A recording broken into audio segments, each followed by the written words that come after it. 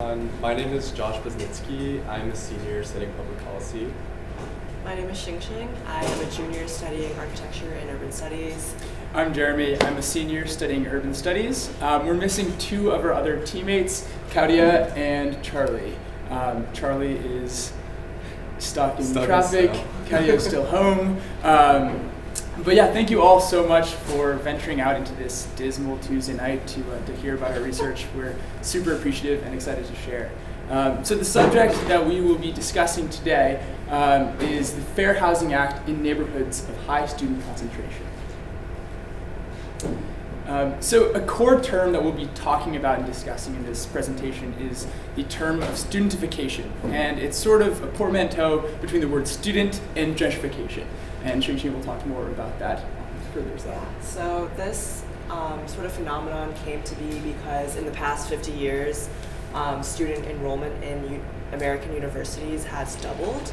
And with that has come an increase of campus facilities, an increase of hiring of faculty and staff for universities, but dorm construction has not kept up to the demand of the number of students. So therefore, because of this and other reasons, many students have decided to live off campus in non-university affiliated housing, and because of this, it alters the physical, cultural, social, and economic fabric of neighborhoods. So similar to gentrification, studentification can affect the rent in neighborhoods in a way that single-family household rents would not. Social reorganization, so young middle-class students often displace and segregate permanent residents.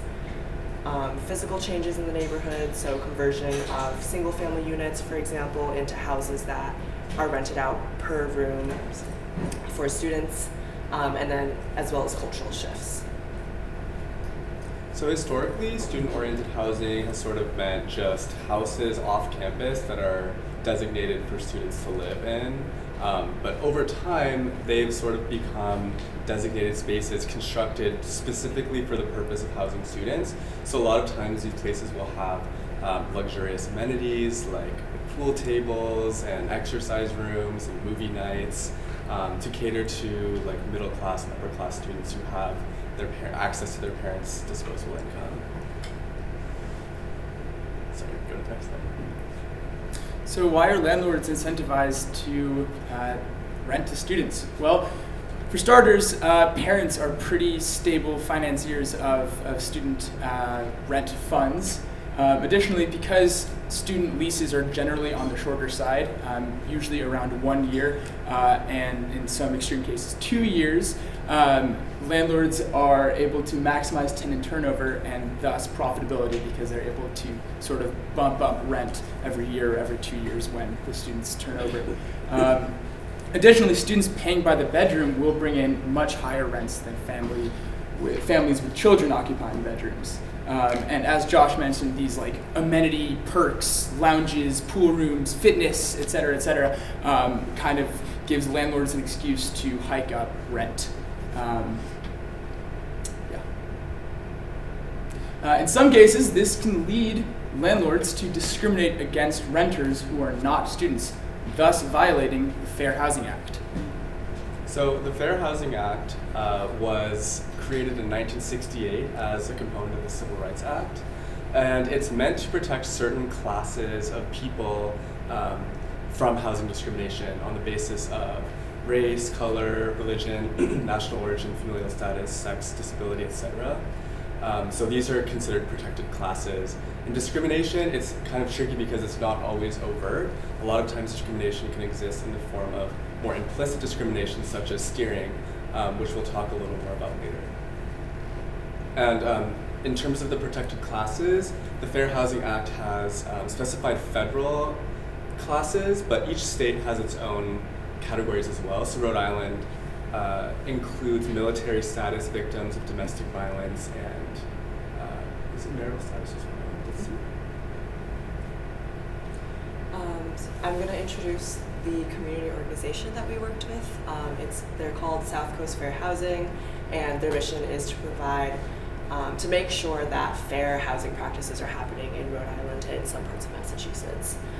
So to do this, their work includes assisting individuals with exercising their fair housing rights. So this can include supporting them in court or doing further, more specific investigations with experiences that they have had with landlords. They investigate and identify housing practices that can be discriminatory. They advocate for policies that will further fair housing, and they also perform outreach and education activities. So working with South Coast and with some of the background information that we had gathered at the beginning of the year, we came up with these 3 research goals or questions. So one was to understand how studentification affects tenant discrimination in Providence. 2 is to identify the subjective behaviors and interactions that enforce student-only marketing, and to sort of uncover the ways that landlords are able to push further like this process of studentification within like very sneaky ways. And then 3, we interpreted data from South Coast Fair Housing's past work, and we wanted to translate this into informed policy recommendations and tabulated some data as well.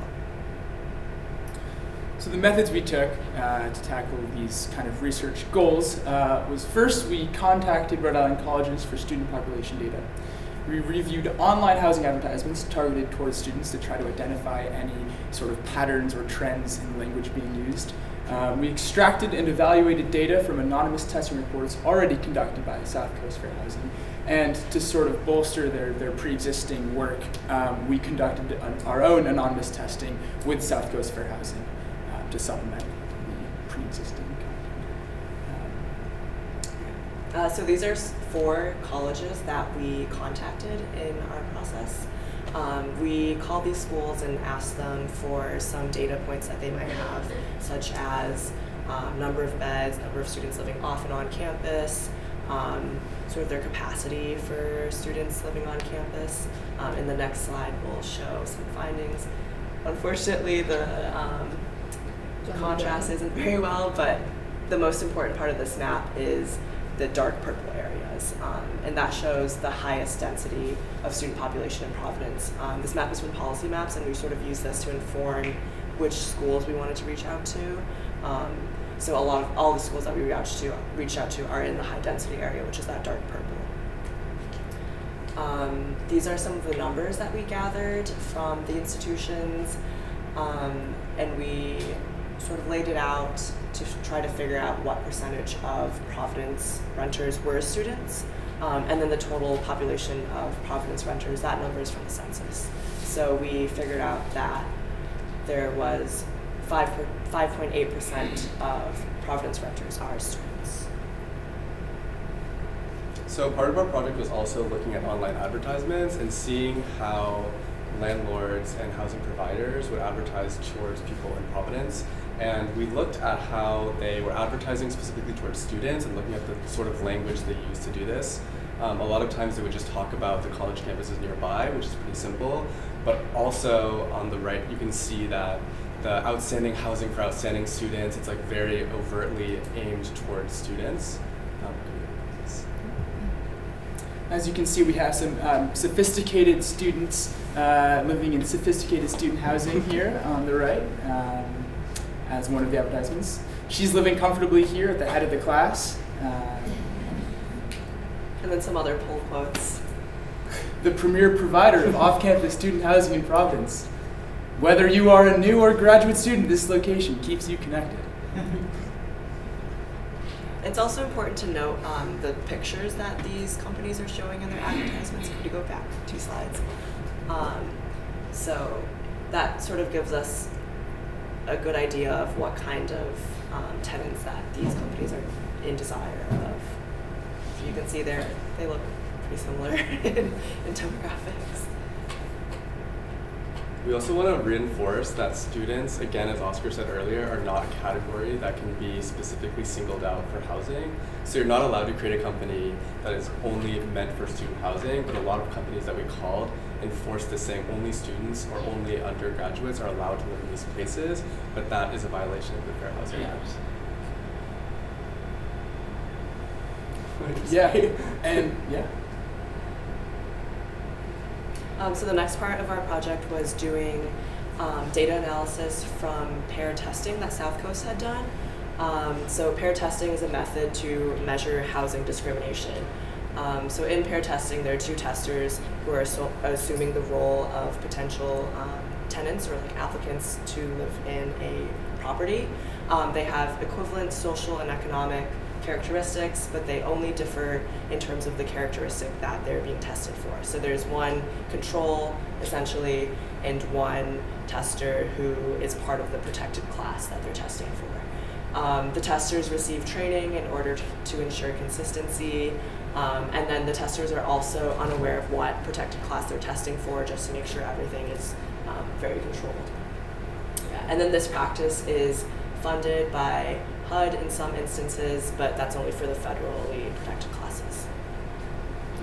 And this is sort of an example of the bulk of the tabulation that we were doing. So we're sort of like aggregating all the data to see like, okay, is this person of the controlled class or the protected class? What type of interaction did this tester have with the landlords? What was the rate? Like, what were the prices of some of these rooms? Were there phone calls? What were the means of communication? Just to see if we could identify like indicators of discrimination. Yeah. Another important part that we did was pulling quotes from phone calls and emails from exchanges between landlords and the testers, and we use those to search for either open bias or more implicit discrimination, like steering. So steering is a process where the realtors or the landlords attempt to guide the tenants away from a specific property. So on a phone call, they might say like, oh, well, this is available, but it might not be for you. Have you checked out this other area that you might be interested in instead? So this is usually premised on the notion that the buyer will either be incompatible with the property or for some reason incompatible with the residents in the particular area. And this can be for a variety of reasons, including race, religion, national origin, familial status, etc. And steering is sneaky because it can often take the form of like, hey, we're here to help. We're here to get you the place you need. It's just not this place. So it can really sort of go under the radar.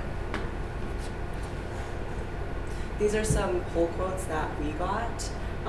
So like what was just said, a lot of times it's sneaky and they're framed in a way where the landlord is seemingly trying to help the tenant by pushing them away. But in reality, this sort of notion is backed with just, like ideas of discrimination or goals of that. Yeah. So these were exactly. I don't think you've said exactly what they were testing for. Yeah. So in this case, we were testing for familial status. So for these quotes, we're looking at, so if a family has kids versus a student, for example. So a student with kids versus just a student. And if a landlord were to not allow a student with kids to live in the property, then that is definitely a violation of the Federal Housing Act. Yeah. So to get into our results, we have this little house graphic. So we looked at 9 different properties for the data, but we wanted to have this graphic to show that out of 10 potential properties, do you go to the next slide, if you were not in the protected class, so if you didn't have any kids, you would be able to go forward with 9 out of 10 properties. So you would statistically, from our data, you could be steered away from one property, but the rest would be all okay. You could move forward with the application.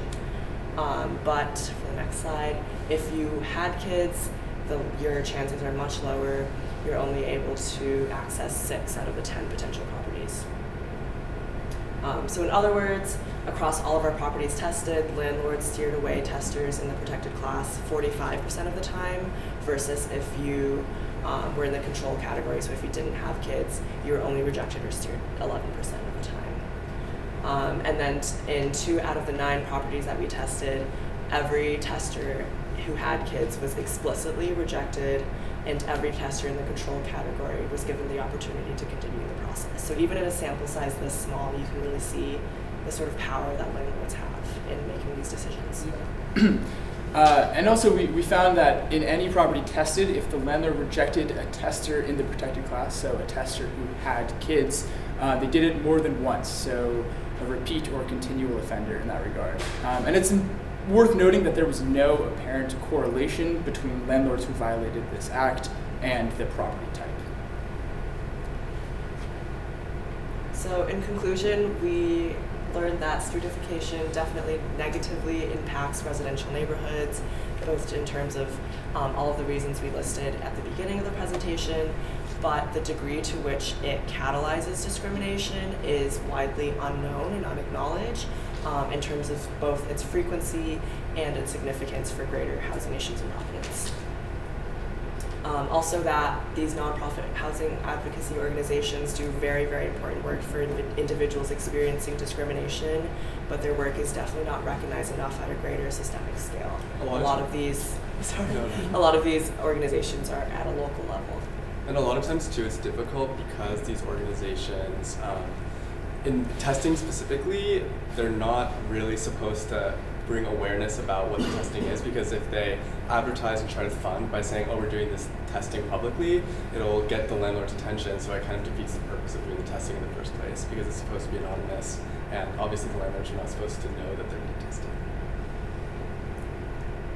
And then lastly, and really importantly, a lot of landlords may not recognize that their actions are a violation of the Federal Housing Act, and they're not recognizing that by steering tenants away, they're contributing to displacement and overall gentrification of neighborhoods, especially when it comes to students. So we had several recommendations going from this project. We'll talk a little bit about them. The first one is amending the Providence zoning ordinance.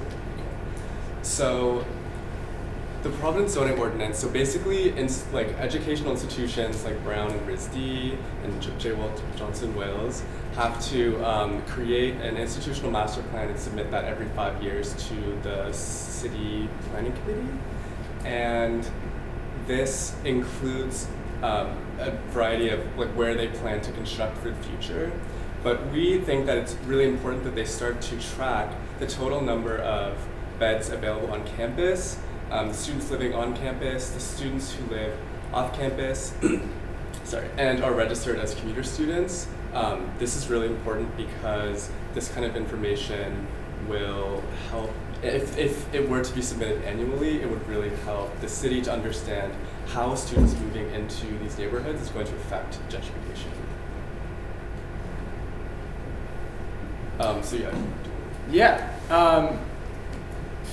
Off-campus housing developments are an appropriate plan so long as existing private housing is not occupied or destroyed in order to house students.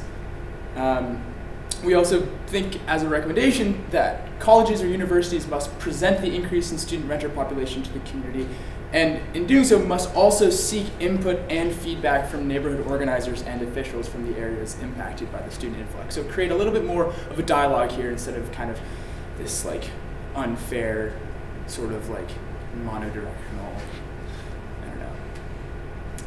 power dynamic. Another recommendation we had was amending the current Rhode Island Landlord-Tenant Handbook. So this is created to give both landlords and tenants a clear idea of, to set out in clear language their relationship and their legal rights on either side. And right now, it does not include any discussions about how steering might constitute a form of discrimination and how tenants should deal with these kind of situations and what their plans of recourse can be. So if they were to include a section about how steering constitutes a form of discrimination, it would be really important for both tenants and landlords to understand that it's an unfair practice. Our final recommendation is to develop a type of training targeted at property owners, as well as on-campus directors of residential living, to just make sure that they're understanding what is going on in terms of student housing. So we think that the training could include a review of the FHA protected classes. We could highlight national cases on student housing violations, revealing what steering looks like in discrimination, and just explaining how discrimination is really harmful to overall neighborhoods and this sort of housing processes in general, and provide a broader understanding of the impacts of student housing on existing neighborhoods. Thank you so much to South Coast Fair Housing, Alex, Christina, and Carmen. They unfortunately couldn't be here tonight, but we worked a lot with them, and all of this work is really thanks to them. Thank you to Professor Bill and Oscar and everyone who was out here tonight for these presentations.